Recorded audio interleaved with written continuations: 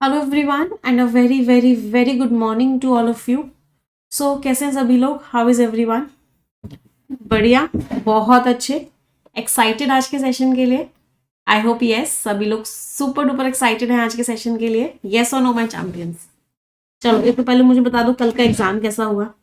जितने लोगों का एग्जाम हुआ कल का एग्जाम कैसा हुआ? वैसे मेरे पास बहुत सारे मेल्स आ गए हैं कि पेपर बहुत इजी था मैम, स्टोरी बेस्ड आरसी आया था और वही सारे पैटर्न्स आए थे जो आप क्लास में करवाते हो। फ्रेज रीअरेंजमेंट आया था, क्लोज टेस्ट की वोकैब तो बहुत ही इजी थी और आपके स्पेलिंग वाले क्वेश्चंस आए थे, error detection 120 rules of grammars का था पूरा, तो सारे सारे क्वेश्चंस हो गए। तो इंग्लिश में तो आराम से 28 29 30 सभी लोग ऑलमोस्ट सभी लोग करके आए हैं। जिन लोगों का 11 को है परेशान होने की कोई ज़रूरत नहीं है, आपका पेपर भी बहुत बहुत अच्छा होगा। मैम बहुत ही ज़्यादा इजी था, लगेगा परफेक्शन के बाद प्री भी बहुत इजी लगेगा और मेंस भी बहुत इजी लगेगा। So don't worry at all, English की चिंता करना तो एकदम छोड़ दो।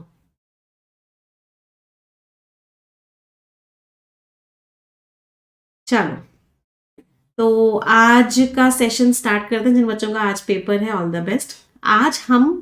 आज के सेशन से हम पार्ट्स ऑफ स्पीच स्टार्ट करने वाले हैं ग्रामर ग्रंथ में। हमारे टोटल 8 पार्ट्स ऑफ स्पीच होते हैं। तो सबसे पहले तो मैं आप लोगों को सारे पार्ट्स ऑफ स्पीच के बारे में थोड़ी थोड़ी सी इंफॉर्मेशन दूंगी आज, और उसके बाद जो हम पार्ट ऑफ स्पीच स्टार्ट करेंगे आज, दैट विल बी नाउन्स। तो ग्रामर की अगर हम बात करें तो in total how many parts of speech are there? In total we have 8 parts of speech. Memory based paper बन गया है, मैं आप लोगों को उसका पीडीएफ दे दूंगी। इनफैक्ट आज एक मेमोरी बेस्ड आपको करवा भी दूंगी। तो आज हम 1:30 बजे ना मेमोरी बेस्ड कर लेंगे कल वाला। तो सारी शिफ्ट्स का अच्छा अच्छा क्वेश्चन उठा के हमने एक मेमोरी बेस्ड बनाया है, तो उसको हम आज 1:30 बजे करेंगे यूट्यूब पे। सो डोंट वरी, ठीक है। चलो अब आ जाते हैं सबसे पहले पार्ट ऑफ स्पीच पे। सबसे पहला पार्ट ऑफ स्पीच आपका क्या होता है? The very first part of speech is noun. क्या होता है नाउन? बहुत सारे लोग कहते हैं इंसान का नाम होता है, name of a place, person, animal और अ थिंग। नहीं, मैं नहीं कहती इन चारों का नाम नहीं होता, ये अधूरी डेफिनेशन है। नाउन एक सिंपली नेमिंग वर्ड है। आपको किसी का भी कोई नाम देना है ना, तो वो नाउन होगा। किसी का भी कोई नाम देना है आपको, किसी फीलिंग को कोई नाम देना है, किसी दर्द को कोई नाम देना है, किसी की कोई क्वालिटी को कोई नाम देना है, किसी इंसान को कोई नाम देना है, किसी जानवर को कोई नाम देना है, किसी वेदर को कोई नाम देना है, अपने किसी काम को कोई नाम देना है, तो वो नाउन है। जब भी किसी को नाम दोगे वो नाउन होगा। प्रोनाउन क्या होता है?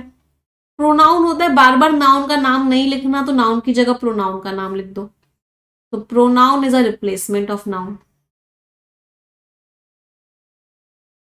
अभी डिटेल में पढ़ेंगे सारे पार्ट्स ऑफ स्पीच को, बहुत डिटेल में पढ़ेंगे, बट अभी एक बार एक ओवरऑल पढ़ लेते हैं कि 8 पार्ट ऑफ स्पीच होते क्या हैं, और हम फिर एक एक करके सारे पार्ट्स ऑफ स्पीच को पढ़ेंगे। तो pronoun is what? Replacement of noun.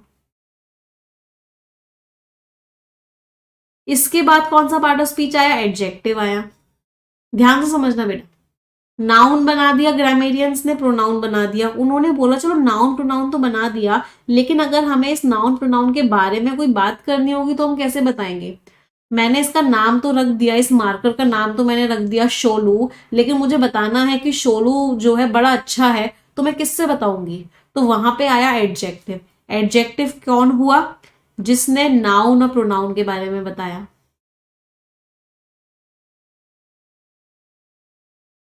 Grammarians की सोच को देखना, कितनी अच्छी सोच थी उनकी ग्रामर बनाते समय। उन्होंने हर चीज का इलाज निकाला। चलो अब उन्होंने बोला कि भाई अभी नाउन और प्रोनाउन ये कुछ काम करेंगे तो मैं कैसे बताऊंगी? ये नाउन और प्रोनाउन कोई काम करेंगे तो कैसे बताया जाएगा? तो उन्होंने एक और पार्ट ऑफ स्पीच बनाया जो आया वर्ब। जिसने किसको बताया? जिसने बताया एक्शन को, कि नाउन प्रोनाउन क्या एक्शन कर रहे हैं, या वो नाउन प्रोनाउन क्या है, उनकी स्टेट को बताया। चलो अब उन्होंने बोला कि नाउन प्रोनाउन कोई काम कर रहे हैं, एक्शन कर रहे हैं। अब वो एक्शन के बारे में अगर मुझे बताना है तो मैं कैसे बताऊंगी? मुझे बताना है वो जो काम कर रहे हैं वो बहुत ही बढ़िया काम कर रहे हैं, ये मार्कर लिखता है बहुत ही बढ़िया लिखता है, तो ये काम जो कर रहा है वो काम कैसा कर रहा है उसके बारे में कैसे बताऊंगी, तो उन्होंने एडवर्ब बनाया। एडवर्ब ने किसके बारे में बताया, बेसिकली वर्ब के बारे में।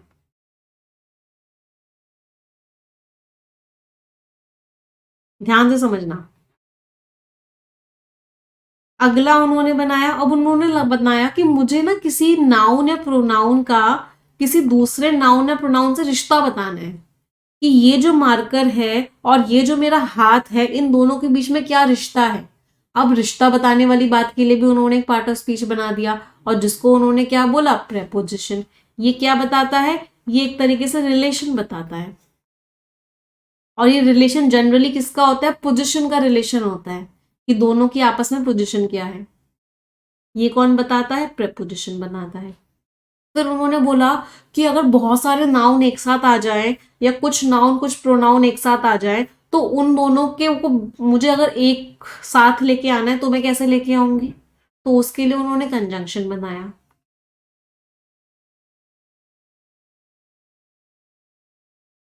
कंजंक्शन क्या करता है, कनेक्ट करता है नाउन्स को, प्रोनाउंस को, सेंटेंसेस को। तो उनको यहाँ पे लगा, इस 7 पार्ट ऑफ स्पीच बनाने के बाद उनको लगा कि हो गया हमारा काम तो पार्ट ऑफ स्पीच का। लेकिन फिर अचानक से ग्रामेरियन के दिमाग में कुछ चमका, उसने बोला यार मुझे ना अपनी फीलिंग्स को शब्दों में बताना है, मुझे बताओ मैं कैसे बताऊं। मुझे अपनी फीलिंग्स को शब्दों में बताना है, मुझे बताओ मैं कैसे बताऊं। इनमें से कोई पार्ट ऑफ स्पीच तो बता नहीं रहा था, तो उन्होंने बोला चलो कोई बात नहीं, एक नया पार्ट ऑफ स्पीच बना लेते हैं। और वो नया पार्ट ऑफ स्पीच क्या बनाया, इंटरजेक्शन। इंटरजेक्शन क्या करता है, ये लोगों के इमोशंस को, लोगों की फीलिंग्स को किसकी हेल्प से बताता है, शब्दों की हेल्प से बताता है, वर्ड्स की हेल्प से बताता है। तो ये सारे के सारे इस तरीके से 8 पार्ट्स ऑफ स्पीच बनाए गए। कोई परेशानी किसी को? अब ये 8 पार्ट ऑफ स्पीच बता तो दिए, फिर लोगों ने क्या बोला, लोगों ने बोला चलो तुमने पार्ट ऑफ स्पीच तो बताया, बट मुझे ऐसा बताओ, तुमने ये बताया कि नाउन के बारे में जो वर्ड होगा वो एडजेक्टिव बताएगा, प्रोनाउन के बारे में एडजेक्टिव बताएगा, वर्ब के बारे में एडवर्ब बताएगा, इन सब के बारे में कौन बताएगा, प्रेपोजिशन के बारे में कौन बताएगा, कंजंक्शन के बारे में कौन बताएगा, पूरा का पूरे सेंटेंस के बारे में बताना हो तो वो कौन बताएगा। तो उन्होंने बोला यार देखो 8 पार्ट ऑफ स्पीच हो गए, अब मैं कोई और नया पार्ट ऑफ स्पीच तो ऐड नहीं कर रहा। 8 पार्ट ऑफ स्पीच हो गए, मैं कोई नया पार्ट ऑफ स्पीच तो ऐड नहीं कर रहा। जो हमने एडवर्ब दिया था ना, उसी को सारी जिम्मेदारी दे देते हैं कि भाई तू प्रेपोजिशन के बारे में भी बता दे, तू कंजंक्शन के बारे में भी बता दे, तू अपने बारे में भी बता दे, चल तू दूसरे एडवर्ब के बारे में भी बता दे, और जहां कोई पार्ट ऑफ स्पीच समझ है उसको एडवर्ब मार्क कर दो, तो पूरे सेंटेंस के बारे में भी बता दे।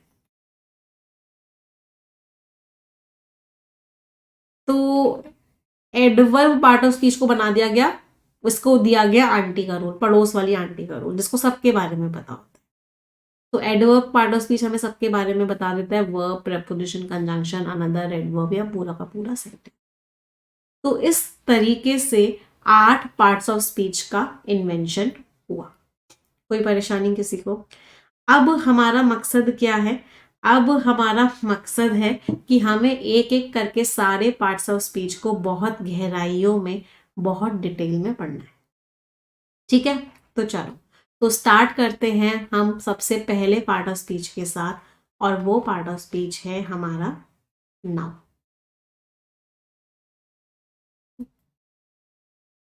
तो let us start with nouns.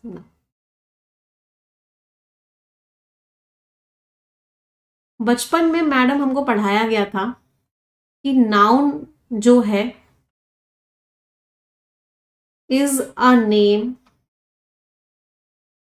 Of a person, place, animal और अ थिंग। कि नाउन जो है किसी पर्सन का, किसी जगह का, पर्सन, प्लेस, मुझे भी यही पढ़ाया गया था बचपन में, मुझे याद है, एनिमल और अ थिंग। लेकिन ये जो डेफिनेशन थी अधूरी थी, कि नाउन सिर्फ पर्सन, प्लेस, एनिमल, थिंग का नाम नहीं होता, नाउन हर चीज का नाम होता है। किसी की क्वालिटी का भी नाम नाउन ही है, किसी की फीलिंग का भी नाम नाउन ही है। कोई कोई एक्शन कर रहा है उसका भी नाम नाउन ही है। तो कोई भी चीज अगर इस दुनिया में हो रही है और अगर आप उसको एक नाम दे रहे हो तो वो नाउन ही है। तो यहां से नाउन की डेफिनेशन चेंज होके क्या हो गई कि नाउन कुछ नहीं है, सिर्फ और सिर्फ क्या है, it is a naming word. ये क्या है, एक नाम देने वाला शब्द है। तो नाउन से सिर्फ और सिर्फ क्या दिया जाता है, एक नाम दिया जाता है। अब क्वेश्चन ये आता है, मैम हमको, आप लोग मुझसे हिंदू में भी ये क्वेश्चन बहुत बार पूछते हो जब मैं रिटोरल की क्लासेस लेती हूँ, मैम नाउन को पहचानेंगे कैसे, हमको कैसे पता चलेगा कि वो जो शब्द है वो नाउन है। यहीं पे हम सबसे ज्यादा गड़बड़ करते हैं। तो सीखते हैं कि हम नाउन को पहचानते कैसे। तो नाउन को पहचानने के लिए एक तरीका, जो कि अच्छा तरीका नहीं है लेकिन फिर भी कभी कभी काम में आ जाता है, वो तरीका है कि नाउन के आगे की आप सफिक्सेस देखते हो। सफिक्स का मीनिंग क्या होता है कि किस शब्द से नाउन का अंत हो रहा है। नाउन जनरली मेंट से अगर हो रहा है, अगर हुड से हो रहा है, नेस लिखा हुआ है, ION लिखा हुआ है, तो इस तरह के जो शब्द होते हैं वो जनरली क्या होते हैं, वो जनरली नाउन होते हैं। हाँ, ITY लास्ट में लिखा हुआ है, तो इस तरह के शब्द जनरली नाउन होते हैं, हमेशा नाउन नहीं होते। तो ये तो एक तरीके से तुक्के वाला मेथड है नाउन को आइडेंटिफाई करने। सबसे सटीक और सबसे अच्छा मेथड जो होता है नाउन को आइडेंटिफाई करने का, वो क्या होता है कि आप क्रिया से, जो एक्शन हो रहा है उस वर्ब से, उस क्रिया से पूछो क्या।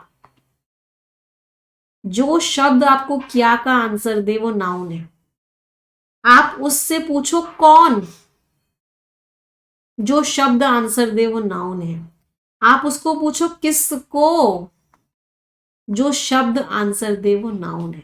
तो नाउन जो होता है वो जनरली इन 3 क्वेश्चंस के आंसर देता है। प्रोनाउन भी इन्हीं तीनों क्वेश्चंस के आंसर देता है, क्योंकि प्रोनाउन तो नाउन का रिप्लेसमेंट ही है। तो noun will answer always any of these 3 questions. चलो अब इस चीज को हम एक एग्जाम्पल की हेल्प से समझने की कोशिश करते हैं। चलिए, तो मैंने आप लोगों के लिए क्या लिखा, मैंने आप लोगों के लिए एक सेंटेंस लिखा, मुझे बताना उस शब्द में आपको कौन कौन से नाउन लग रहे हैं।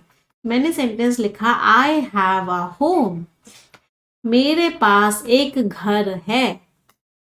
आपने पूछा मुझसे मेरे पास क्या है, मैंने बोला मेरे पास माँ है। नहीं, जोक्स असाइड, मेरे पास घर है। तो ये होम क्या हो गया, क्योंकि इसने व्हाट का आंसर दिया, तो ये होम क्या हो गया, ये होम आपका नाउन हो गया। चलो, मैंने एक और सेंटेंस लिखा, उसमें मैंने लिखा आई वेंट होम, मैं घर गई।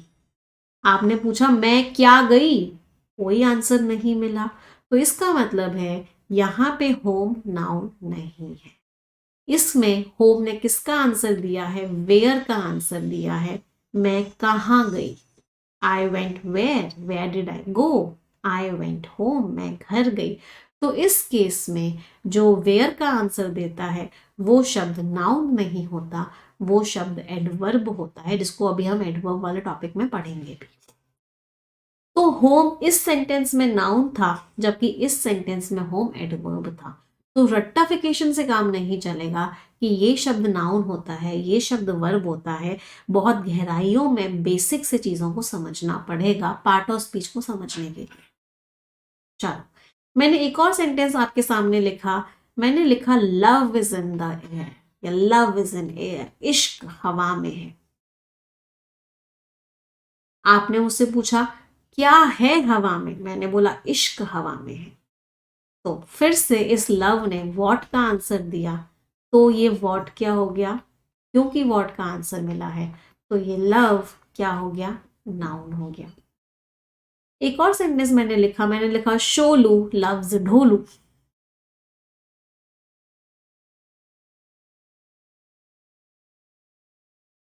अब इस केस में शोलू ढोलू से क्या, कोई आंसर नहीं मिला। इस केस में आंसर मिला डू व्हाट का, शोलू ढोलू से क्या करता है। तो जब डू व्हाट का आंसर मिलता है वो शब्द वर्ब होता है, ना कि नाउन होता है।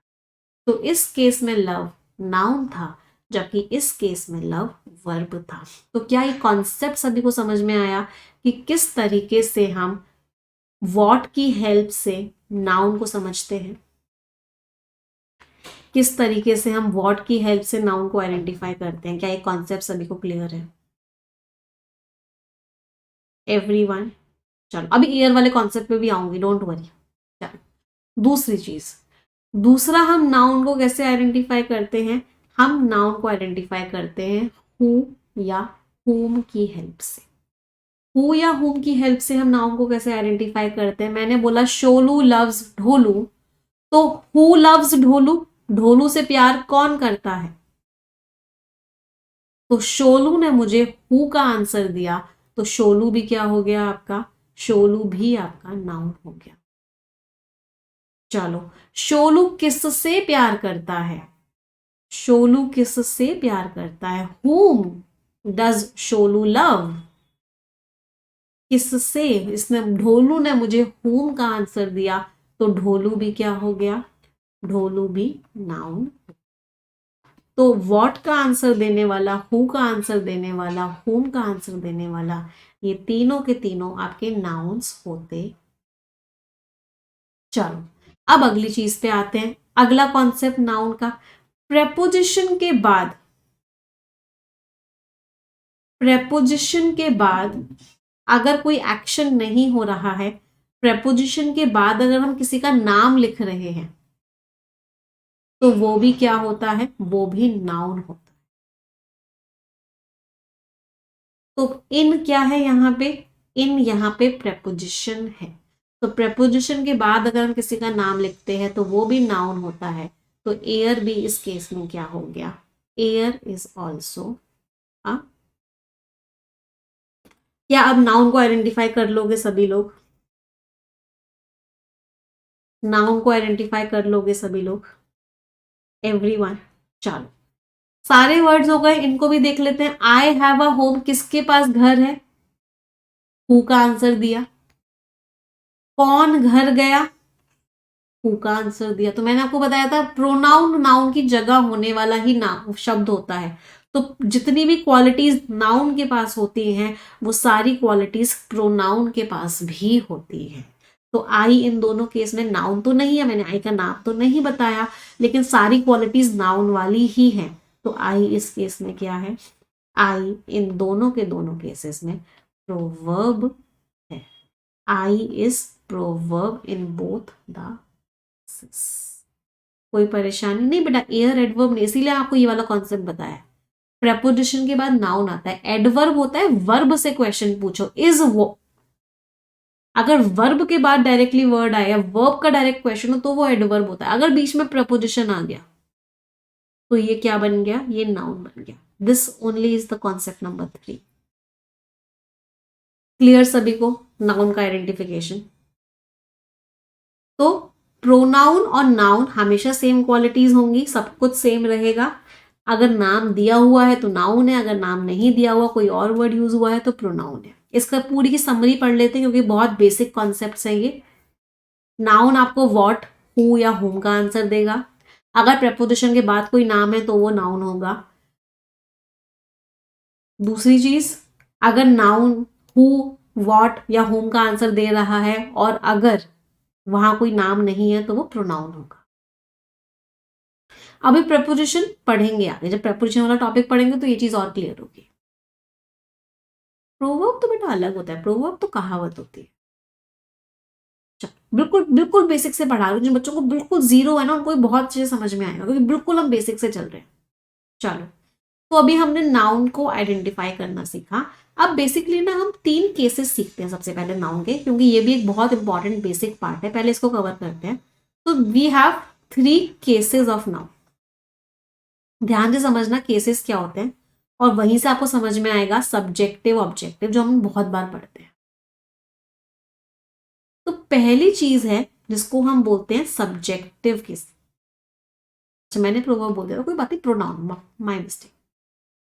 सब्जेक्टिव केस क्या होता है? सब्जेक्टिव केस को समझने के लिए पहले समझते हैं सब्जेक्ट क्या होता है। बहुत सारे लोगों को लगता है कि सब्जेक्ट डूअर होता है, जो काम करता है वो सब्जेक्ट होता है। नहीं, ऐसा नहीं होता है। सब्जेक्ट वो शब्द होता है जिसके बारे में हम बात करें, वॉट वी टॉक ऑफ। तो जिसके बारे में हम बात कर रहे हैं सब्जेक्ट वो है। और सब्जेक्ट क्या होता है, सब्जेक्ट वर्ब से पहले आता है। सब्जेक्ट हमें किसका आंसर देता है, सब्जेक्ट हमें हु का आंसर देता है या फिर सब्जेक्ट हमें व्हाट का। और सब्जेक्ट क्या होता है, जिसके बारे में हम बात करें। तो मैंने एक सेंटेंस लिखा था, शोलू लव्स ढोलू। क्या समझ में आ रहा है, सब्जेक्ट इस केस में क्या होगा, शोलू लव्स ढोलू में सब्जेक्ट क्या होगा, सब्जेक्ट वुड बी शो। क्यों, क्योंकि ये वर्ब से पहले आ रहा है और ये किसका आंसर दे रहा है, हु का आंसर दे रहा है। चलो, तो अगर सब्जेक्टिव समझ में आ गया तो ऑब्जेक्टिव भी बहुत आसानी से समझ में आ जाएगा। ऑब्जेक्टिव केस क्या हो जाएगा,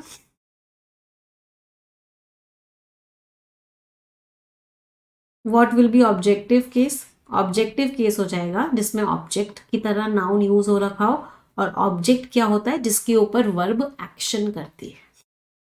वर्ब की जिसके ऊपर एक्शन करती है उसको क्या बोलते हैं, उसको हम ऑब्जेक्ट बोलते हैं। तो शोलू लव्स ढोलू, इसमें ऑब्जेक्ट क्या हो गया, शोलू लव्स ढोलू। इसमें बेटा ऑब्जेक्ट क्या है, लव वर्ब है। वर्ब ने एक्शन किसके ऊपर किया, ढोलू के ऊपर। तो ढोलू किसका आंसर दे रहा है, होम का आंसर दे रहा है। तो ढोलू क्या हो गया यहाँ पे, ढोलू यहाँ पे ऑब्जेक्ट। क्या सब्जेक्ट ऑब्जेक्ट क्लियर है सभी को, कोई परेशानी। सब्जेक्ट क्या होता है, ऑब्जेक्ट क्या होता है, सब्जेक्ट वर्ब से पहले आता है, ऑब्जेक्ट वर्ब के बाद आता है। चलो अगली बात, एक प्रेपोजिशन का ऑब्जेक्ट भी होता है। वो वर्ब का ऑब्जेक्ट नहीं कहते, उसे किसका ऑब्जेक्ट कहते हैं, उसको प्रेपोजिशन का ऑब्जेक्ट कहते हैं। तो मैंने एक सेंटेंस दिया था, लव इज इन एयर, इश्क हवा में है। तो ये जो एयर है, देखो लव तो सब्जेक्ट है क्योंकि वर्ब से पहले आ रहा है। क्या है हवा में, वॉट का आंसर दे रहा है। तो लव तो सब्जेक्ट है, लेकिन क्या यहाँ पे सेंटेंस में कोई ऑब्जेक्ट है, या कोई शब्द है जो वॉट का या होम का आंसर दे रहा है वर्ब के बाद, नहीं, कोई ऑब्जेक्ट नहीं है। तो इस सेंटेंस का कोई ऑब्जेक्ट नहीं है, इस सेंटेंस में सिर्फ और सिर्फ सब्जेक्ट है। There is no object of this sentence. लेकिन इस प्रेपोजिशन का ऑब्जेक्ट है। प्रेपोजिशन के बाद जो नाउन या प्रोनाउन आता है उसको हम प्रेपोजिशनल ऑब्जेक्ट कहते हैं। क्यों, क्योंकि ये प्रेपोजिशन के बाद आता है। ये सेंटेंस का ऑब्जेक्ट नहीं होता, ये सिर्फ और सिर्फ प्रेपोजिशन का ऑब्जेक्ट होता है। इसलिए इसका नाम क्या होता है, इसका नाम होता है प्रेपोजिशनल ऑब्जेक्ट। कोई परेशानी किसी को। तो air is not the object of the sentence, it is the object of preposition. इस बात को बहुत ध्यान से समझना, क्योंकि आगे बहुत सारे पार्ट्स ऑफ स्पीच समझाऊंगी, उसमें ये बात बार बार कहूंगी कि ये सेंटेंस का ऑब्जेक्ट नहीं है, प्रेपोजिशन का ऑब्जेक्ट है। इस सेंटेंस में कोई ऑब्जेक्ट नहीं है सेंटेंस वाला। फॉर एग्जाम्पल मैंने एक सेंटेंस लिखा, आई वेंट टू आगरा। बताओ इस सेंटेंस में सब्जेक्ट है, बिल्कुल है मैम सब्जेक्ट, ये सब्जेक्ट है। कौन गया आगरा, मैं गई। वेंट क्या था, वर्ब था। लेकिन क्या इस सेंटेंस में कोई ऑब्जेक्ट है, नहीं है कोई ऑब्जेक्ट। आई वेंट वॉट, कोई आंसर नहीं मिला। आई वेंट होम, कोई आंसर नहीं मिला। तो इस सेंटेंस में कोई भी ऑब्जेक्ट नहीं है। आगरा ऑब्जेक्ट है, लेकिन आगरा इस प्रेपोजिशन का ऑब्जेक्ट है। तो आगरा यहाँ पे क्या है, आगरा इज प्रेपोजिशनल ऑब्जेक्ट। कोई परेशानी किसी को, किसी भी प्रकार की, आई होप नहीं है। तो क्या ये बात समझ में आ रही है कि सेंटेंस का जो ऑब्जेक्ट होता है वो वर्ब के डायरेक्टली बाद आता है। अगर कोई सेंटेंस का ऑब्जेक्ट होगा तो वो वर्ब के डायरेक्टली बाद आएगा, बीच में कोई preposition नहीं आना चाहिए। अगर बीच में कोई preposition आ गया तो वो वर्ब का ऑब्जेक्ट नहीं रहेगा। क्लियर है सभी को ये चीज? चलो, तो पहला केस हमने पढ़ा सब्जेक्टिव केस, दूसरा केस हमने पढ़ा ऑब्जेक्टिव केस। अच्छा, क्या इस बात से मैं एक बात कह सकती हूँ, जो बात मैं आप लोगों को भी बहुत बार मैच द कॉलम्स में हम यूज भी करेंगे परफेक्शन बैच के, कि सब्जेक्ट और ऑब्जेक्ट हमेशा कोई नाउन या प्रोनाउन ही हो सकते हैं, इसके अलावा कुछ और नहीं हो सकते। Subject and object will always be either a noun और अ प्रोनाउन। सब्जेक्ट और ऑब्जेक्ट या तो नाउन होंगे या फिर प्रोनाउन होंगे, इसके अलावा कोई और पार्ट ऑफ स्पीच सब्जेक्ट या ऑब्जेक्ट नहीं हो सकता। इज दिस थिंग क्लियर सभी को? तो सब्जेक्ट और ऑब्जेक्ट हमेशा नाउन या प्रोनाउन होंगे। तो मैंने भी आपको एक सेंटेंस लिख के दिया था, मुझे बताना कि इसमें क्या ऑब्जेक्ट कोई है। आई वेंट होम, बताओ इसमें सब्जेक्ट क्या है, ऑब्जेक्ट क्या है? लेट्स सी कितने लोगों को समझ में आया है। मैम वेंट वर्ब है, तो वर्ब के बारे में जो कौन गया हो मैं गई, तो ये सब्जेक्ट हो गया। लेकिन क्या इसमें कोई ऑब्जेक्ट है? नहीं है, इसमें कोई ऑब्जेक्ट नहीं, क्योंकि अभी मैंने आपको एक लाइन बोली कि सब्जेक्ट और ऑब्जेक्ट हमेशा नाउन या प्रोनाउन होते हैं। और अभी हमने थोड़ी देर पहले पढ़ा था होम तो एडवर्ब है, तो एडवर्ब तो कभी भी ऑब्जेक्ट नहीं हो सकता। सब्जेक्ट ऑब्जेक्ट हमेशा कोई ना कोई नाउन होगा या प्रोनाउन होगा। बहुत बारीकियों से समझना, ये बेसिक कॉन्सेप्ट होते हैं ग्रामर के, जो हर किसी को समझ में आते हैं, जो बार बार यूज भी होंगे। क्लियर सभी को ये बात? चलो, तो ये था सब्जेक्ट के बारे में, ये था ऑब्जेक्ट के बारे में। अब हम आते हैं तीसरे केस के बारे में, जिसको हम क्या बोलते हैं, जिसको हम बोलते हैं possessive case.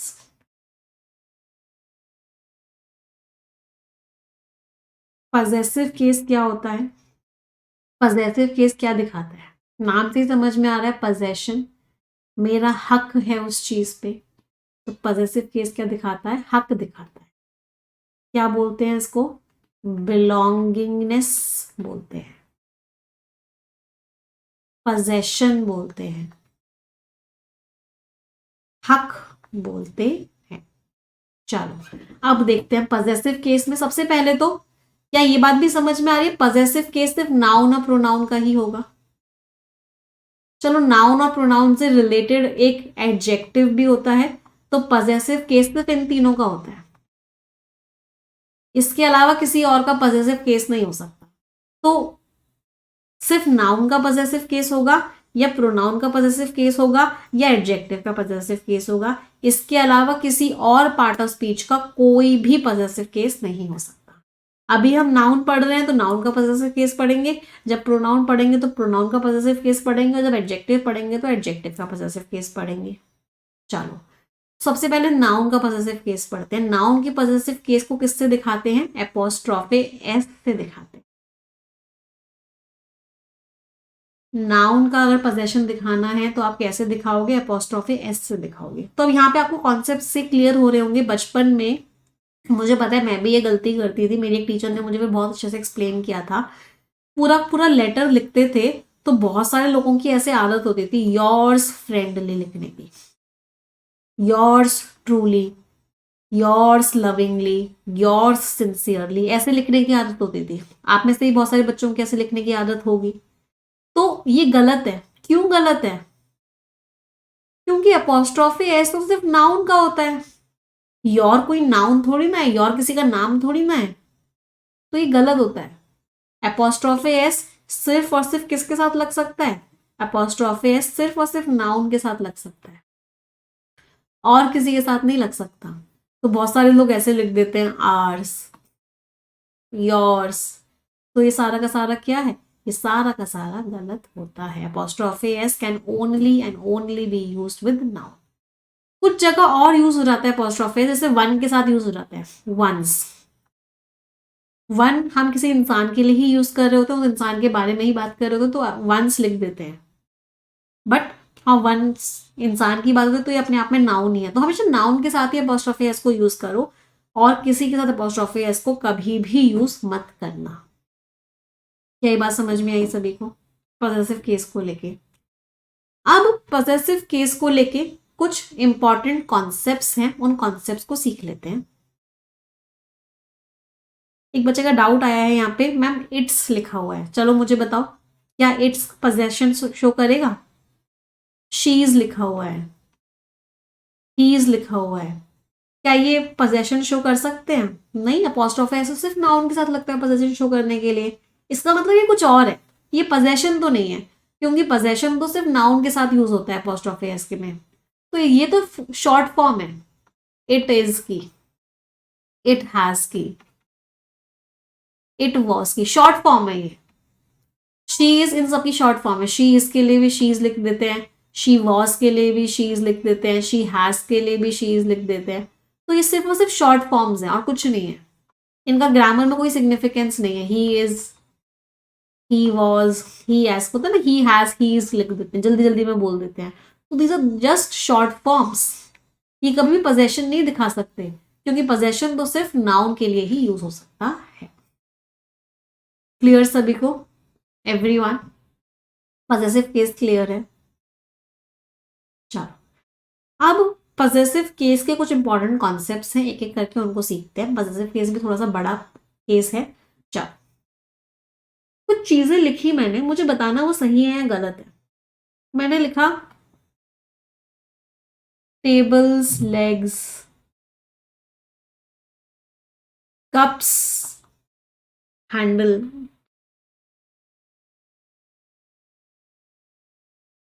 Doors, bell, cameras, shutter,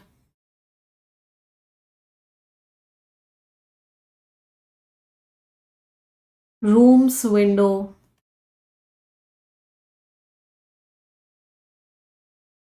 रटेंगे नहीं, कॉन्सेप्ट समझेंगे। ये सब गलत है, तो मुझे बता सकता है क्यों गलत है? ये सब गलत है। ये गलत इसलिए है, हमने अभी अभी सीखा पोजेशन का मतलब होता है हक। क्या टेबल का उसके पायों पे कोई हक है? क्या कप का उस हैंडल पे कोई हक हो सकता है? हक तो हमेशा किसी इंसान का होगा ना, या किसी जीती जाती वस्तु का हक होगा। किसी नॉन लिविंग चीज का हक कैसे हो सकता है? क्या कमरे का हक हो सकता है उसकी विंडो पे? मुझे हक है, कमरा कहे मुझे हक है इस विंडो पे, इस खिड़की पर मेरा हक है, नहीं हो सकता। हक तो उस चीज का होगा ना जो जिंदा होगी।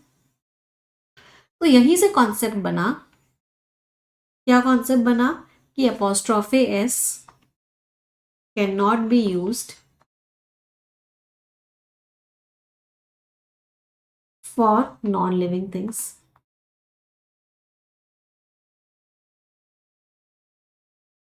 कि अपॉस्ट्रोफी एस को हम नॉन लिविंग थिंग्स के लिए यूज नहीं कर सकते।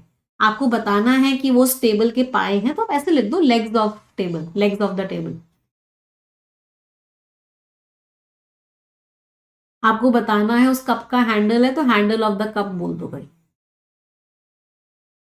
आपको बेल बतानी है डोर की है, तो बेल ऑफ डोर बोल दो। लेकिन प्लीज अपॉस्ट्रोफी एस मत लगाना, हमारी ग्रामर की ना ऐसे वाट मत लगाना। ग्रामेरियंस ने बोला हमने ग्रामर बहुत सोच समझ के बनाई है, प्लीज और प्लीज अपॉस्ट्रोफी एस को हक की तरह ही यूज करना और इसको नॉन लिविंग थिंग्स के साथ यूज मत करना, ऐसा ग्रामेरियंस ने बोला। अब ये बात क्या हुई, बड़ी बुरी लगी। ये बात किसको बड़ी बुरी लगी? ये बात बुरी लगी शायरों को, ये बात बुरी लगी पोएट्स को। बोले किसने कहा कि नदियों की आवाज नहीं होती? किसने कहा पहाड़ों को दर्द नहीं होता? किसने कहा दरवाजे की अंदर फीलिंग्स नहीं होती? तो ये बात पोएट्स को, शायरों को बहुत बुरी लगी, तो उन्होंने बोला कि हमारे हक में भी कुछ किया जाए। तो उसके बाद ग्रामेरियंस ने क्या किया, ग्रामेरियंस ने कुछ एक्सेप्शंस बनाए इसके कि चलो ठीक है, तुम्हारी बात को भी हम मान जाते हैं और अपॉस्ट्रोफी एस तुम ठीक है नॉन लिविंग थिंग्स के साथ यूज कर लेना, लेकिन कुछ लिमिट में करना। अब वो लिमिट्स क्या क्या बनाई गई, तो कुछ एक्सेप्शंस बनाए गए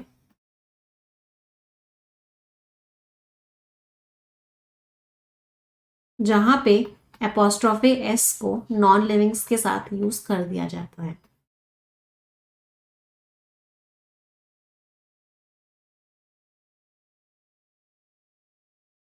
तो कौन कौन से वो एक्सेप्शंस हुए, सबसे पहले देखा गया कि ये जितने भी शायर होते हैं, जितने भी पोएट्स होते हैं, अपनी कहानियों में, अपनी पोएम्स में, अपनी शायरी में सबसे ज़्यादा चांद तारे ये सब लिखते हैं।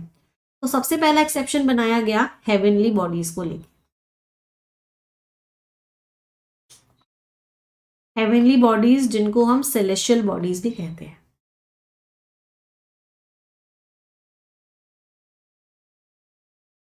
हाँ, तेरे वास्ते फलक से मैं चांद लाऊंगा, राइट।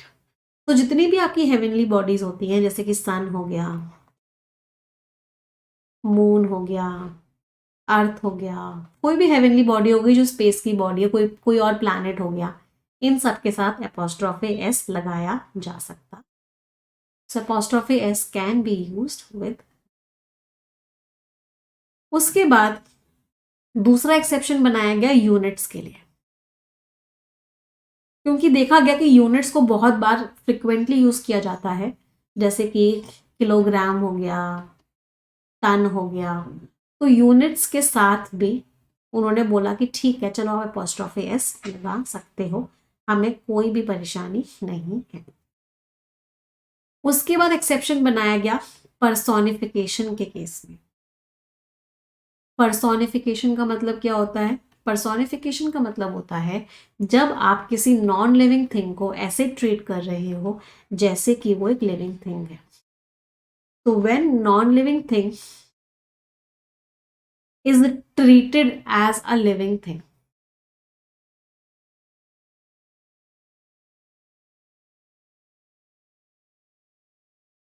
तो उसको क्या बोला जाता है? उसको पर्सोनिफिकेशन बोला जाता है। जैसे बचपन में मुझे याद है, मैंने एक पोएम पढ़ी थी, उस पोएम का नाम था पैलिनक्विन, पालकी।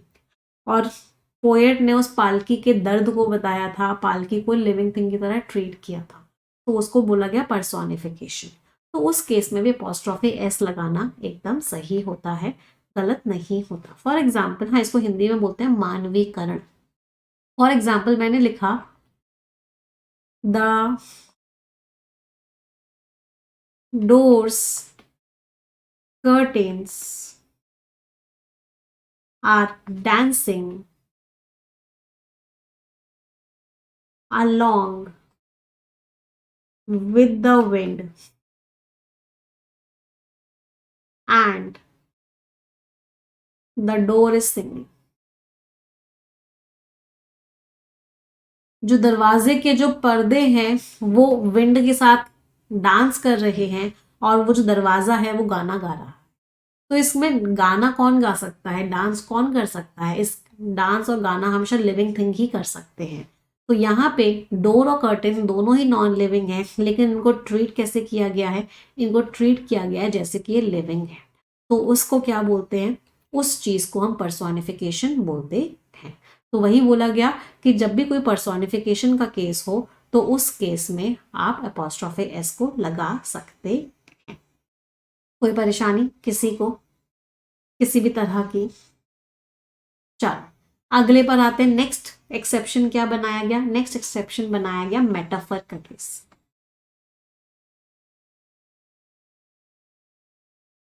मेटाफर कह सकते हैं, कोई प्रोवर्ब, कोई कहावत हो, तो इन दोनों के केस में भी बोला गया कि आप एपोस्ट्रोफे एस को लिविंग थिंग्स के साथ यूज कर सकते हो।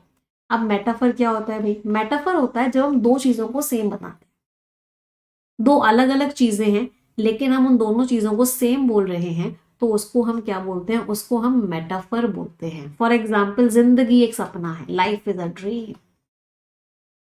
तो लाइफ अलग है, ड्रीम अलग है, लेकिन हमने इन दोनों चीजों को सेम बोला, तो ये क्या हो गया? ये एक मेटाफर हो गया। प्रोवर्ब होता है कोई भी कहावत। तो कोई भी कहावत है तो उसमें तो वैसे भी ग्रामर नहीं लगती, कहावत के केस में कोई ग्रामर नहीं लगती, कहावत इज कहावत। तो कहावत में आप कुछ भी कर सकते हो, तो कहावत में भी apostrophe S non living thing के साथ लगा सकते हो। फॉर एग्जाम्पल, एक प्रोवर्ब होता है एट अ स्टोन्स थ्रो।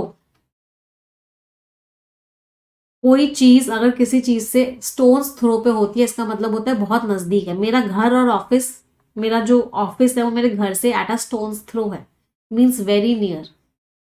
एक और कहावत होती है at an arm's length, means दूरी बना के रखना।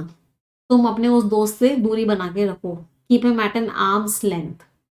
तो एपोस्ट्रोफी कहीं भी लगा सकते हो, कहीं कोई कहावत है, कोई प्रोवर्ब है, कोई इडियम है, कोई फ्रेज है, कोई मेटाफर है, तो इन सारे के सारे केसेस में ये apostrophe S non living thing के साथ सही होता है। सॉरी, एपोस्ट्रोफी एस को आप नॉन लिविंग थिंग के साथ यूज कर सकते हो। कोई परेशानी किसी को यहाँ तक? फिर और भी चीजें आने लग गई, टाइम आ गया, कोई इवेंट हो रहा है वो आ गया, कोई प्लेस के बारे में बात कर रहे हैं वो आ गया। इन सब के साथ भी अपॉस्ट्रोफी एस सही होने लग गया। तो टाइम के लिए मैंने बोला फॉर एग्जाम्पल 1990s में इवेंट, फॉर एग्जाम्पल कोई न्यू ईयर सेलिब्रेशन हो रहा है, कोई दिवाली सेलिब्रेशन हो रहा है, उसमें क्रिसमस सेलिब्रेशन हो रहा है, न्यू ईयर की पार्टी हो रही है, उस केस में दिवाली सेलिब्रेशन कोई हो रहा है, दिवाली पार्टी कोई हो रही है, तो किसी भी तरह का कोई इवेंट, कोई जगह, दिल्ली आ गया, इंडिया आ गया, तो इस सारे के सारे केस में भी अपॉस्ट्रोफी एस सही होने लग गया, कोई भी गलती नहीं। तो अगर हम नॉर्मली बात करें तो apostrophe S non living thing के साथ नहीं लगता, लेकिन बहुत सारे केसेस ऐसे होते हैं जहां पे नॉन लिविंग थिंग के साथ अपॉस्ट्रोफी एस लगा रहे हैं। कौन कौन से हैं एक बार रिपीट कर लेते हैं। कोई टाइम, कोई प्लेस, कोई इवेंट, किसी भी तरह का कोई कहावत, कोई फ्रेज, कोई मेटाफर, कहीं पे भी पर्सोनिफिकेशन हो रहा है, नॉन लिविंग थिंग को लिविंग थिंग की तरह ट्रीट कर रहे हैं, कोई भी यूनिट आ रही है, कोई भी सेलेशियल बॉडी है, कोई भी हेवनली बॉडी है, उन सब के केस में अपॉस्ट्रोफी एस को आप यूज कर सकते। क्लियर सभी को? एवरीवन? आगे बढ़ते हैं, अगली बात पे आते हैं। अब अपॉस्ट्रोफी एस का तो एक कॉन्सेप्ट हो गया, कहाँ लगा सकते हैं कहाँ नहीं लगा सकते। अब इसके ना और भी बहुत सारे कॉन्सेप्ट्स हैं अपॉस्ट्रोफी एस के, उनको एक एक करके सीखते हैं। यूनिट का एग्जांपल दो, किलोग्राम्स वेट, टन्स वेट, लग गया। चल, अब कुछ कॉन्सेप्ट्स देखते हैं। मैंने एक सेंटेंस लिखा, बेसिकली दो तरह की चीजें हम पढ़ने वाले हैं, इसको पोजेशन बोलेंगे, और दो तरह के पोजेशन हम पढ़ने वाले हैं। पहला पोजेशन है कॉमन पोजेशन, पढ़ाऊंगी सारी चीजें पढ़ाऊंगी, पोजेशन के अंदर बहुत सारे कॉन्सेप्ट्स हैं, थोड़ा सा पेशेंस रखो। और दूसरा है स्प्लिट पोजेशन, तो एक एक करके इनको पढ़ते हैं। सबसे पहले कॉमन पोजेशन का मतलब होता है, फॉर एग्जाम्पल ढोलू और शोलू दो भाई हैं, इनके पापा के पास 10 गाड़ियां हैं, और इस सारी की सारी 10 गाड़ियां ढोलू की भी और शोलू की भी हैं। मतलब दोनों का इन 10 गाड़ियों पे कॉमन पोजेशन है। क्या ये बात समझ में आई? तो दोनों की ही वो सारी चीजें हैं, उस तरह के पोजेशन को बोलते हैं कॉमन पोजेशन। और इस केस में एपोस्ट्रोफी एस जो होता है वो हमेशा लास्ट वाले नाम के आगे लगता है। कहाँ लगाते हैं एपोस्ट्रोफी एस को?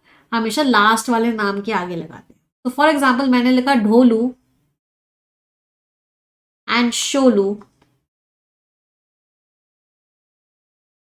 Car has arrived. ढोलू और शोलू की गाड़ी आ गई है भाई। पहले मुझे बताओ क्या ये सेंटेंस सही है? हाँ जी मैम, बिल्कुल सही है। एक गाड़ी है, वो ढोलू की भी है शोलू की भी है, दोनों के पास उसका कॉमन पोजेशन है, तो वो गाड़ी आ गई है, कोई गलती नहीं है। चलो बिल्कुल सही है। मैंने एक और सेंटेंस लिखा, Dholu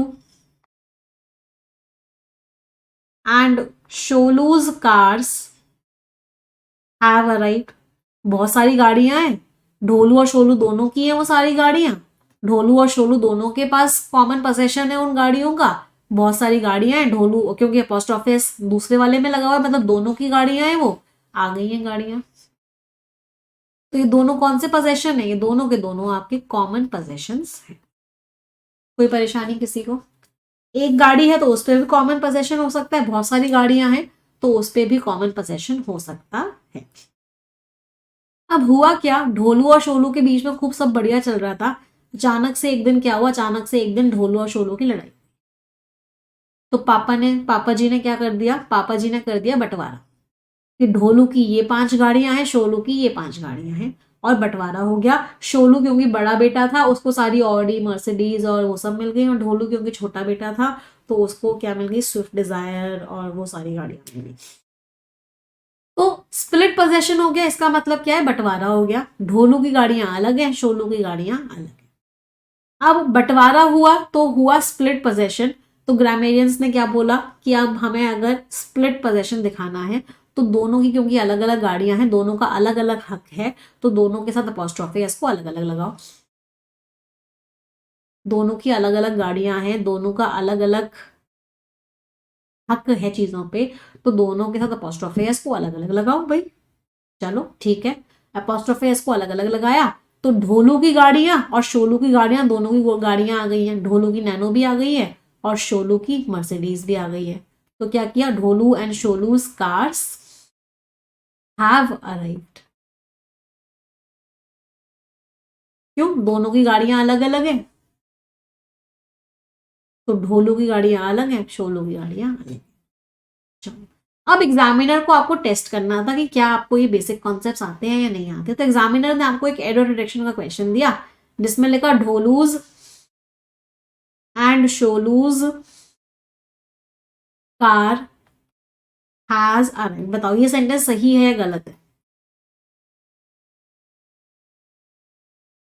ढोलूज and शोलूज car has arrived, बताओ ये सेंटेंस सही है या गलत है? मैम बंटवारा अगर हो गया है, दोनों के साथ अपोस्ट्रोफी एस अलग अलग लगा हुआ है, बंटवारा अगर हो गया है तो एक गाड़ी का कैसे बंटवारा होगा? बंटवारे के लिए कम से कम 2 गाड़ियां तो चाहिए, स्प्लिट पोजेशन के लिए मतलब कम से कम 2 चीज तो चाहिए। तो स्प्लिट पोजेशन हमेशा मोर देन या इक्वल टू 2 में होगा। ये 1 में भी हो सकता है, 2 में भी हो सकता है, कितने में भी हो सकता है कॉमन पोजेशन, लेकिन स्प्लिट के लिए हमेशा 2 से ज्यादा या 2 से ज्यादा चीजें चाहिए। तो ये सेंटेंस आपका हो गया गलत। इस सेंटेंस को ठीक करना पड़ेगा, तो ये वाले सेंटेंस को बनाना पड़ेगा। क्या समझ में आया कॉमन और स्प्लिट पोजेशन सभी को?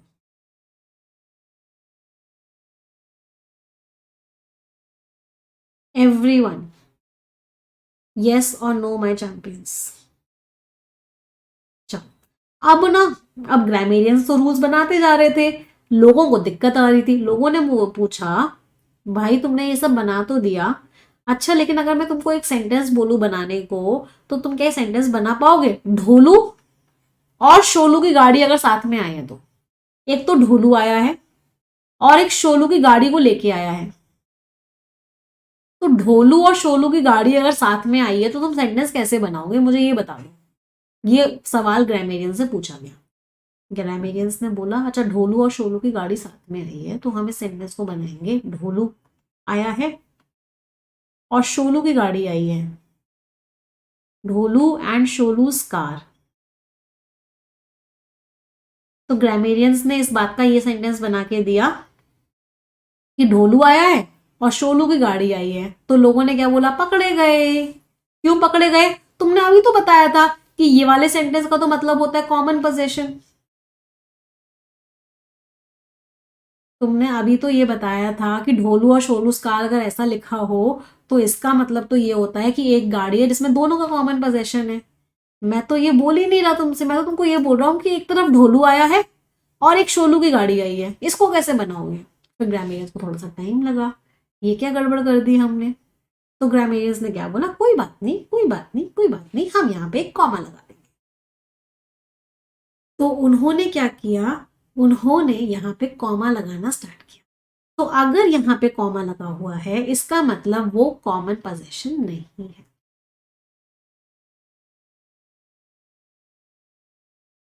इसका मतलब है कि यहाँ पे 2 अलग अलग चीजें हैं, एक तो ढोलू है और एक शोलू की गाड़ी है, और ये दोनों साथ में आए हैं। इज दिस कॉन्सेप्ट क्लियर सभी को? तो अगर कॉमन पोजेशन को हटाना है तो ढोलू के आगे कॉमा लगाना पड़ेगा।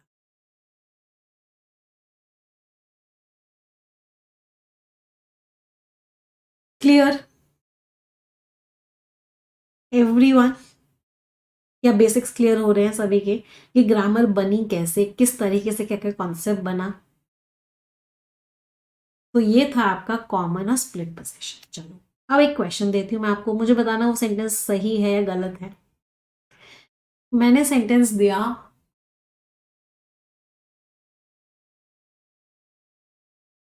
राम एंड श्याम्स,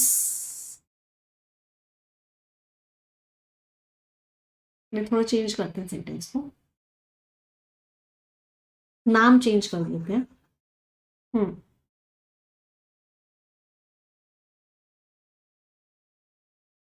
वहां हैज, वहां हैज था, हैव नहीं था, यहाँ हैव था। बात तो एक ही है ना। अगर मुझे बोलना है ढोलू और शोलू की गाड़ियां आई हैं, एक बच्चे का डाउट है, पहले उस डाउट को क्लियर कर देते, मुझे बोलना है ढोलू और शोलू की गाड़ियां आई हैं, अब बताओ क्या होगा? ढोलू है, ढोलू आया है और शोलू की गाड़ियां आई हैं। तो अगर एक कॉमन पोजीशन से हटाना है तो यहाँ कॉमा लगाना पड़ेगा आपको, अगर ढोलू अलग आया है और गाड़ियां अलग आई हैं। अगर दोनों का कॉमन पोजीशन है तो ठीक है। पहले मुझे बताओ कॉन्सेप्ट समझ में आया नहीं है, जो मैं समझाने की कोशिश कर रही हूँ आप लोगों को,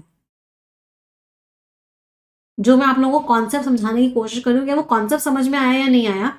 कि ढोलू एंड शोलूस कार्स का मतलब है बहुत सारी गाड़ियां हैं, उस पर डोलू का भी हक है, शोलू का भी हक है, और वो सारी गाड़ियां आई हैं। यहाँ पे सेंटेंस का मतलब था कि बहुत सारी गाड़ियां हैं, उन गाड़ियों पे ढोलू का भी हक है, उन गाड़ियों पे शोलू का भी हक है, और वो गाड़ियां आई हैं। और यहाँ पे क्या मतलब था? यहाँ पे मतलब था ढोलू आया है और शोलू की सारी गाड़ियां आई हैं। ये दोनों सेंटेंसेस अलग अलग थे। चलो अब आगे बढ़ते हैं। मैंने एक सेंटेंस लिखा शोलू एंड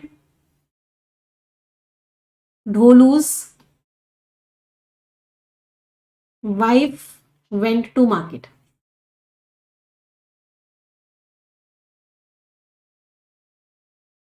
चलो बताओ सही है गलत है? शोलू और ढोलू की वाइफ जो है मार्केट गई। मैम कॉमन पोजेशन तो नहीं हो सकता, कॉमन पोजेशन तो नहीं हो सकता, क्योंकि एक ही वाइफ दोनों की तो नहीं हो सकती।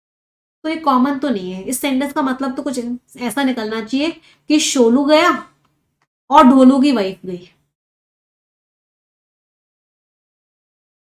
तो इस सेंटेंस का मतलब तो ऐसा निकलना चाहिए कि शोलू और ढोलू की वाइफ दोनों मार्केट गए।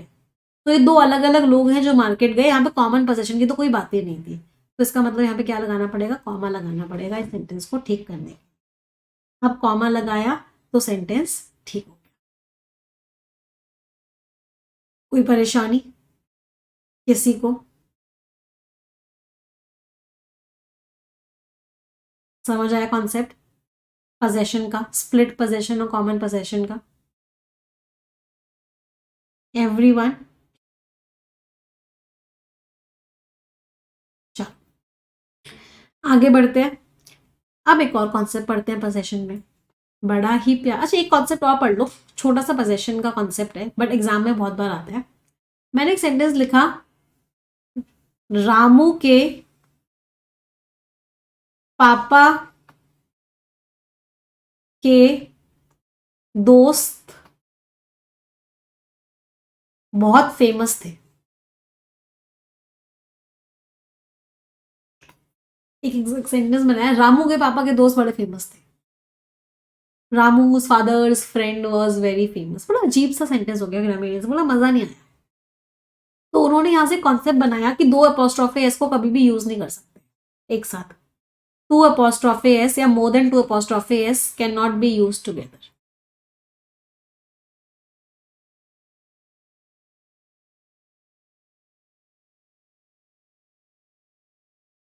हमने क्या किया?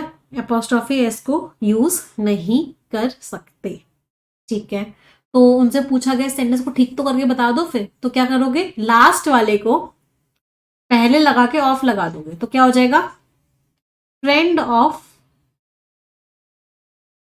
ये ना सेंटेंस इंप्रूवमेंट के क्वेश्चन में बहुत बार आता है, या फ्रेज रिप्लेसमेंट के क्वेश्चन में बहुत बार आता है कि ये दिया होता है, इसको ठीक करना होता है, सही वाला बताना होता है। तो friend of Ramu's father was famous. तो इसको ठीक करने का तरीका क्या होता है, जो लास्ट वाला होता है ना उसको स्टार्टिंग में लगा के ऑफ लगा देते हैं। तो friend of Ramu's father was famous, तो रामू के पापा के जो फ्रेंड थे वो फेमस। क्लियर? कोई परेशानी किसी को भी? चलो एक और कॉन्सेप्ट होता है पोजेशन का, बड़ा प्यारा कॉन्सेप्ट होता है जिसको बोलते हैं हिसिंग साउंड का कॉन्सेप्ट।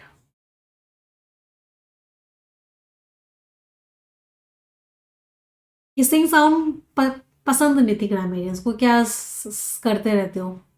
तो जब भी किसी भी शब्द में हिसिंग साउंड आती थी वो कहते थे लास्ट वाले एस को उड़ा दो। तो ऐसे ही किसी का नाम था पारस, पारस के फ्रेंड की बात करनी थी तो ऐसे बन रहा था पारस फ्रेंड।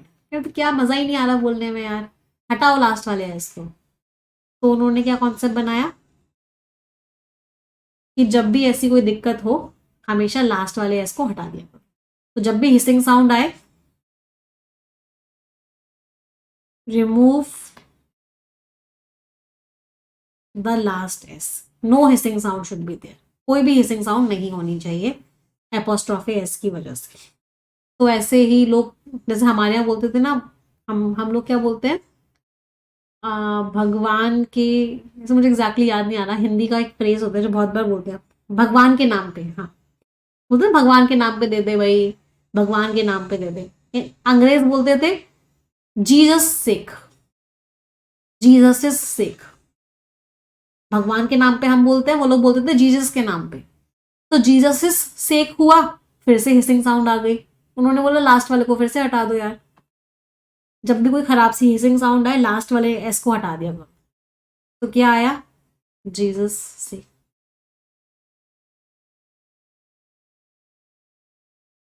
तो जब भी हिसिंग साउंड आए हटा दो, लेकिन बेचारे ग्रामीणियंस एक हिसिंग साउंड को हटाना भूल गए, और जो एग्जामिनर ने जिसका बड़ा फायदा उठाया और बहुत सारे क्वेश्चंस बना बना के बैंकिंग वाले बच्चों को, एसएससी वाले बच्चों को देना स्टार्ट कर दिया, और वो था एल्स। कौन सा वर्ड था वो शब्द था एल्स। एल्स के साथ अपोस्ट्रोफी एस सही होता है, इसमें हमेशा लास्ट वाले एस को नहीं हटाना। किसी और की गाड़ी, तो समवन एल्सेस कार, एल्सेस आ रही है हिसिंग साउंड लेकिन सही है, कोई परेशानी नहीं है। तो इसको एक्सेप्शन की तरह मार्क कर लेना कि ये गलत नहीं होता। ऐसे ही एक होता है शांति के नाम पे दे दो भाई, पीस सेक, शांति के नाम पे पीसेस, हिसिंग साउंड आ रहा है, गलत है। कैसे सही करोगे? पीस सेक, शांति के नाम पे।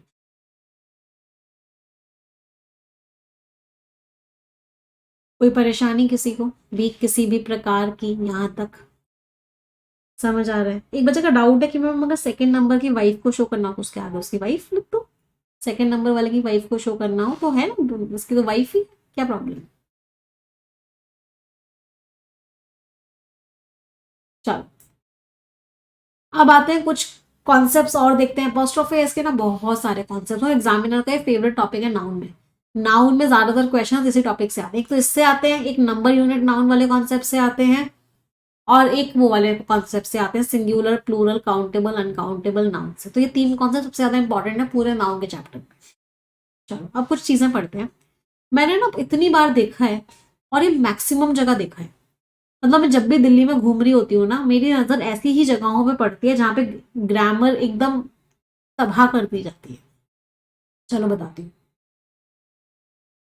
एक लिखा हुआ था एक जगह, इनफैक्ट हमारी सोसाइटी के बाहर ही लिखा हुआ है, रेसिडेंट्स वेलफेयर एसोसिएशन। बताओ क्या गलती है? एसोसिएशन।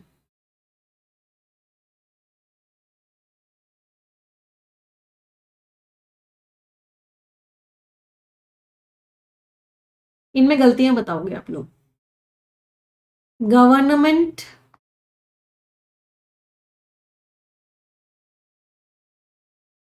गर्ल्स स्कूल,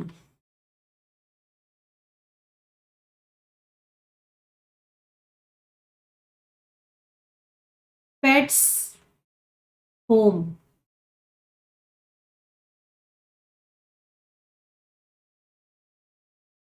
चलो देखते हैं। पहले मुझे बताओ रेसिडेंट्स का मतलब क्या है? ये क्या हो गया भाई? पहले मुझे बताओ रेसिडेंट्स का मतलब क्या है? इस चीज को समझने के लिए बहुत इंपॉर्टेंट है कुछ कॉन्सेप्ट को सीखना। ध्यान से देखना। रेसिडेंट और उसके आगे लगा हुआ है अपोस्ट्रोफी एस। रेसिडेंट मीन्स रहने वाला, निवासी, निवासी अपोस्ट्रोफी एस मीन्स का।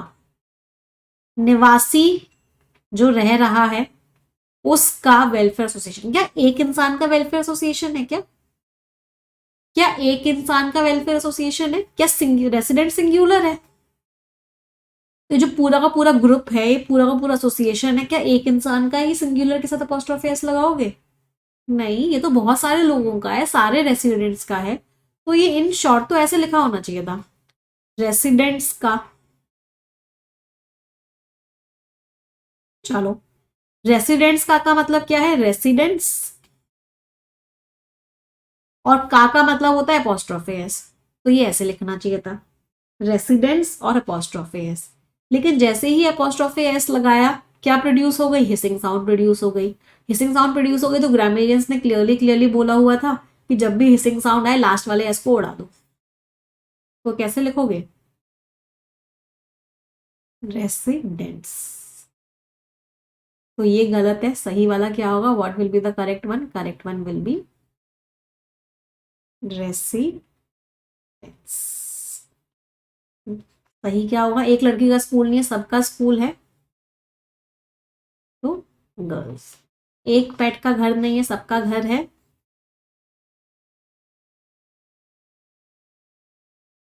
Is it clear everyone? सभी लोगों को क्लियर है? तो अब जब भी आपको रास्ते में कहीं भी ऐसा कुछ भी लिखा हुआ मिले, ट्राई टू आइडेंटिफाई। आयुष के साथ भी हम हिसिंग साउंड आ रही है, आयुषिस बिल्कुल आ रही है, तो लास्ट वाले इसको उड़ा दो।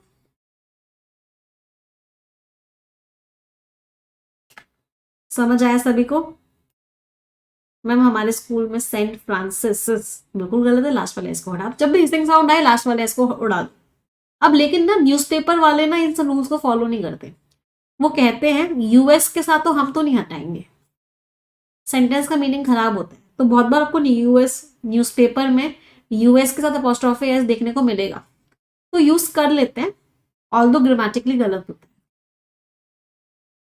मैम आशीष सर की क्लास होगी, तो आशीष में भी तो हिसिंग साउंड आ रही है। हाँ, तो उनको भी बोलना कि जब वो लोग वो भी अपने आगे एपोस्ट्रोफी एस लगाएं तो लास्ट वाले एस को हटा दें। नहीं, निमिषा में नहीं हटेगा, निमिषा में लास्ट में आ रहा है, तो निमिषाज। वो बोल के देख लेते हैं, निमिषा नहीं, तो हिसिंग साउंड नहीं आई, तो निमिषाज इज करेक्ट।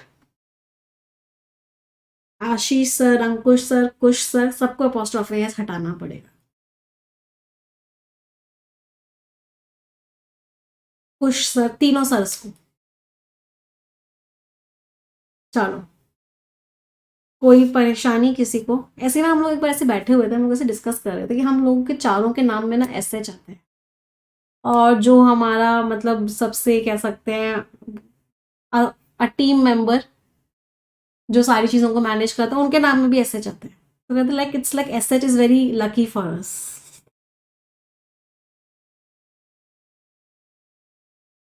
चलो, so this was all about nouns part 1। अब हम नेक्स्ट सैटरडे को इसका पार्ट 2 करेंगे। फिर हम उसके नेक्स्ट सैटरडे को बहुत सारे क्वेश्चंस करेंगे, हर टॉपिक को बहुत डिटेल में पढ़ने वाले हैं इस ग्रामर ग्रंथ में। तो आई होप आप लोगों को चीज़ें समझ में आ रही हैं, एंड मैं बहुत कोशिश करूँगी कि बहुत नए तरीके से पढ़ाऊँ आप लोगों को, थोड़ा सा ना कहानी के फॉर्म में, थोड़ा सा एग्जाम्पल्स के साथ, थोड़ा सा रिलेट करते हुए चीज़ों को, कि आपको कोई चीज़ रटने की कोशिश ना करनी पड़े। रटते हैं तो भूलते हैं, कॉन्सेप्ट पता होता है, पीछे का फाउंडेशन पता होता है, तो भूलते नहीं है जल्दी। तो मेरी कोशिश यही है इस पूरे बैच में कि मैं आप लोगों को इस तरीके से पढ़ाऊं कि आपको चीज़ें रटनी ना पड़े, आपको खुद समझ में आए कि ग्रामेरियंस ने ऐसा किया तो क्यों किया, ये एक्सेप्शन आया तो क्यों आया, ये रूल बना तो क्यों बना। यस, चलो तो आज का सेशन यही एंड करते हैं। 3 सेंटेंस सभी लोग मिलके बोलेंगे, 1 2 3 and go. English is a very easy language. I am very good at English and I'll definitely get my dream job. मुझे फीडबैक देकर ज़रूर बताना कैसा लगा क्लास में, इम्प्रूवमेंट हो रहा है नहीं हो रहा है, कितना इम्प्रूवमेंट हो रहा है, ग्रामर समझ में आ रही है या नहीं आ रही है। सभी लोग मुझे फीडबैक ज़रूर देंगे, क्योंकि आपके फीडबैक की वजह से ही आज हम इस लेवल में पहुंच पाए हैं कि more than 50,000 students attend these perfection classes and grammar growth classes. So make sure that you give us the feedback. चलो, thank you everyone. Bye bye.